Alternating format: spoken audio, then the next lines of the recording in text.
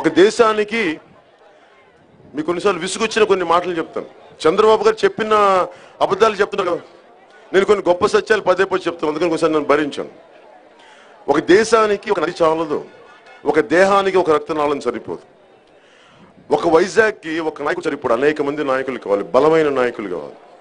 So Vizag జిల్లాకి పార్లమెంటుగా ఇంకో బలమైన నాయకులు మన జేడి లక్ష్మీనారాయణ గారు ఉన్నారు.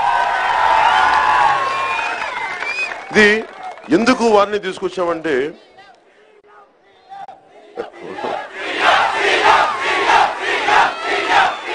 అయిన తర్వాత కొట్టండి ఇప్పుడు. అలాగే ఇది ఎందుకంటానంటే, ఇప్పుడు మనకున్నాయి 3 పార్టీస్. తెలుగుదేశం చూశారు, వైసీపీ ఉంది. ఇప్పుడు మనకి ఇన్ని సమస్యలు ఉన్నాయి. గంగవరం పోర్టు సమస్య ఉంది. జగన్మోహన్ గారు, నేను జగన్మోహన్ రెడ్డి గారి స్థానంలో ఉండే ఏం చేసేవాడిని తెలుసా? నేను వెళ్ళి అసెంబ్లీలో కూర్చునేవాడిని, తెలుగుదేశం వాళ్ళతో పొరహోరి అవసరమైతే అసలు రోడ్డు దిగి కొట్లాడేవాడిని అసెంబ్లీలో.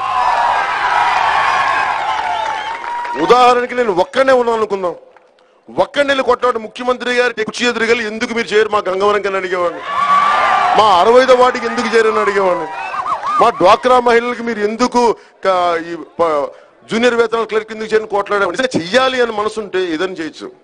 జగన్మోహన్ రెడ్డి గారు, మీరు నన్ను ఏదైనా అడగండి, మీకు ఏదైనా కావాలని అడగండి, నేను ముఖ్యమంత్రి అవ్వాలమ్మా అప్పుడు కానీ మీరే చూడండి, మీరు ఏదైనా అడగండి ముఖ్యమంత్రి అవ్వాలమ్మా అప్పుడు దాకా చేయలేను. ఎప్పుడు ముఖ్యమంత్రి అయినా ఎప్పుడు చేశాను. ప్రజాస్వామ్యం ముఖ్యమంత్రి అయినా ఉంటుందా కాలం? మా పిల్లలు పెరిగి పెద్దవారు 5 ఏళ్లలో. అందుకని వాళ్ళకి అధికారం బదలాయింపు తప్ప వాళ్ళిద్దరి మధ్యలో సమస్యలు యథాతథంగా ఉంటాయి. మేము ఎందుకు కూర్చున్నామంటే, నేను ఇక్కడ పనిచేయడానికి